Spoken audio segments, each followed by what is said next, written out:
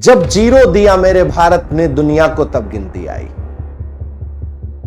इस जीरो का आविष्कार करने वाले आर्यभट्ट।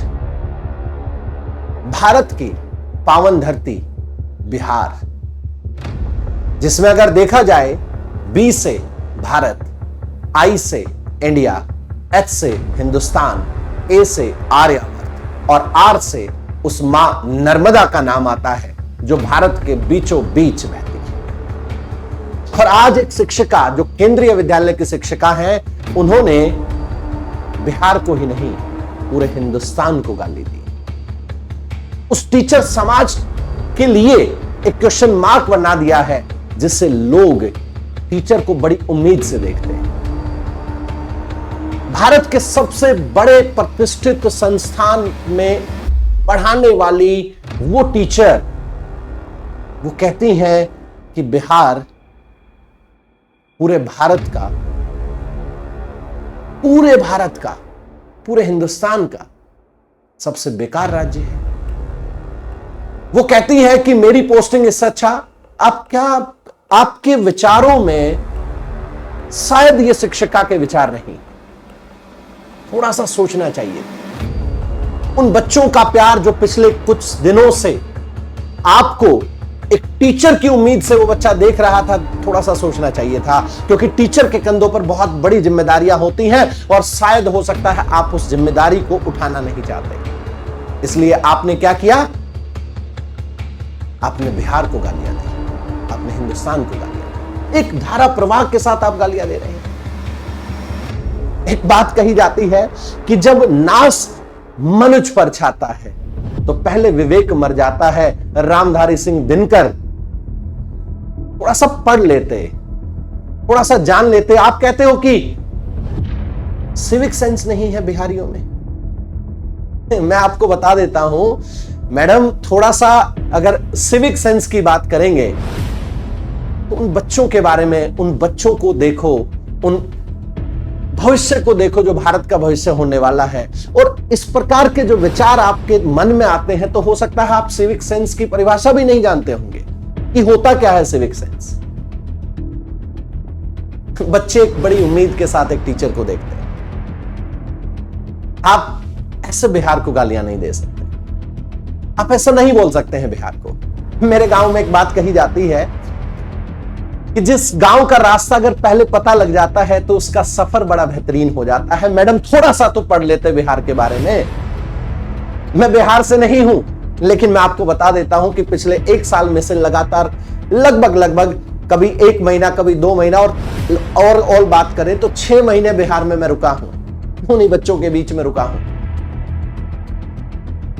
उन्हीं लोगों के बीच में रुका हूं जहां सिविक सेंस की असली परिभाषा सिखाई जाती है। थोड़ा सा जान लेते तो अच्छा रहता, और जान लेते तो ऐसे विचार नहीं आते आपके दिमाग में। आप किसको गालियां दे रहे हैं? भारत ही नहीं, पूरे विश्व की सबसे पुरानी यूनिवर्सिटी नालंदा, आज आप वहां क्वेश्चन मार्क उठा रहे हैं, आज उसका अपमान कर रहे हैं आप। आज आप पाल साम्राज्य, मौर्य साम्राज्य, गुप्त साम्राज्य का अपमान कर रहे हैं। अब महात्मा बुद्ध, महावीर जैन, अब सिखों के गुरु, अंतिम गुरु गोविंद सिंह जी एक ऐसी धरती का अपमान कर रहे हैं जो धरती भारत पूरे कंट्री को प्राउड के साथ नजरें उठा करके लोगों को देखने में गर्व महसूस कराती है, उनका अपमान कर रहे हैं। थोड़ा सा तो सोच लेते, थोड़ा सा जान लेते, थोड़ा सा पढ़ लेते तो लोगों के विचारों को, उनकी भावनाओं को थोड़ा सा समझ में आता।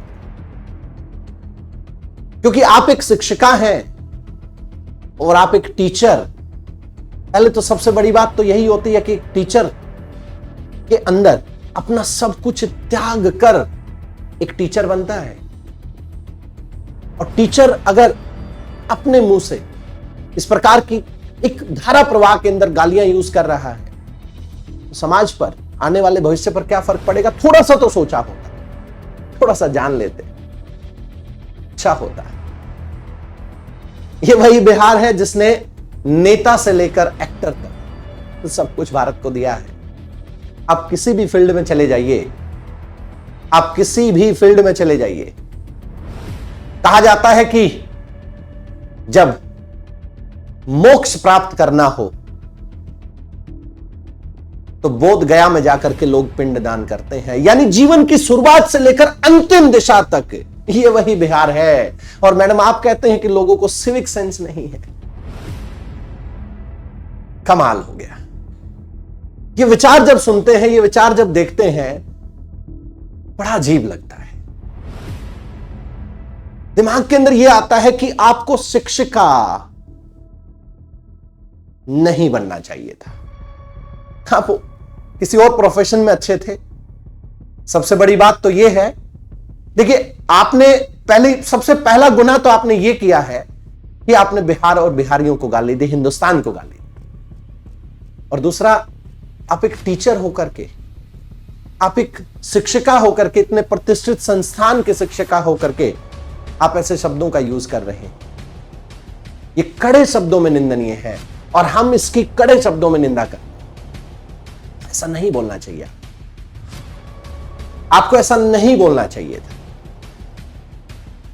क्योंकि आप एक ऐसे स्टेट, आप थोड़ा सा मैं तो कहता हूं थोड़ा सा एक बार पढ़िए, हो सकता है अब भी आपके विचार बदल जाए, अब भी आपके विचार बदलेंगे। थोड़ा सा इन चीजों को पढ़ें, इन चीजों को जानें कि वास्तव में बिहार क्या है। आपके दोस्तों का सिलेक्शन हुआ, सब दोस्तों की पोस्टिंग हुई, आपकी पोस्टिंग हुई। सबसे बड़ी बात तो आपकी मुबारकबाद आपके लिए ये थी कि आप एक टीचर बने, जो सब कुछ त्याग कर सिर्फ भारत के भविष्य के लिए काम करता है। आप ऐसे टीचर बने, लेकिन उसी टीचर के रास्ते में जब आप ऐसे शब्दों का यूज करते हो, ऐसे शब्दों का उपयोग करते हो, एक धारा प्रवाह के अंदर आप गालियां देते हो बिहार को, बिहारियों को। कहा जाता है कि एक बिहारी 100 पर भारी। आप किसी भी फील्ड में देख लीजिएगा, आप मेट्रोपॉलिटन सिटीज में चले जाइए, आपको हर दूसरा आदमी बिहार से मिलेगा। सोच करके देखिएगा, अगर वही बिहारी वहां से पलायन कर जाए तो हो सकता है वहां के लोगों को बड़ी समस्या हो। ये भारत है मैडम, और यहां सब लोग एक साथ मिलकर के काम करते हैं। 140 करोड़ लोगों में बिहार को लेकर के प्राउड है, बिहार को लेकर के गर्व है। ये कहा जाता है कि बिहार भारत का एक ऐसा स्टेट है जिसने हर एक क्षेत्र में, चाहे आप नेता की बात कर लीजिए, चाहे आप एक्टर की बात कर लीजिए, चाहे आप खिलाड़ी की बात कर लीजिए, चाहे आप कितने बड़े से बड़े एजुकेशन इंस्टीट्यूट की बात कर लीजिए, ये सब बिहार से आते हैं। एक समय था जब एक गुरु चाणक्य, उन्होंने एक बड़े साम्राज्य को एस्टेब्लिश कर दिया था। तो मैडम, टीचर के कंधों पर बड़ी जिम्मेदारियां होती हैं, और टीचर वो नहीं होता जो इस प्रकार के शब्दों का उपयोग करके अपने बच्चों को क्या शिक्षा दे, ये आप अच्छी तरह से समझ गए होंगे। हम आपसे यही रिक्वेस्ट करेंगे, हम आपसे यही कहेंगे, इन बच्चों के लिए, इन बिहारियों के लिए, हिंदुस्तान के लिए आपको माफी मांगनी पड़ेगी। आपको वो रियलाइज करना पड़ेगा कि आपने कहीं ना कहीं पूरे हिंदुस्तान के लिए, पूरे बिहारियों के लिए गलत। मैं बड़े प्राउड से कहता हूं, मैं बिहार से नहीं हूं, लेकिन बड़े प्राउड से कहता हूं, प्यार देखा है मैंने बिहारियों की नजरों में। और जो आप सिविक सेंस कहते थे, वो सिविक सेंस देखा है मैंने बिहारियों की नजरों में। और बड़े प्राउड से कह सकता हूं, और हम हर उन इंसान को कह सकता हूं जो बिहारियों को लेकर के गलत अवधारणा रखते हैं अपने ब्रेन में। आप आइए, कभी चलिए बिहार के अंदर, कभी जाकर के कुछ दिन लोगों को समझने की कोशिश तो करो। थोड़ा सा पढ़ें, थोड़ा सा स्टडी करें बिहार के बारे में, आपकी धारणा बदल जाएगी। और बड़े प्राउड से कहते हैं, जय हिंद, जय भारत, जय बिहार।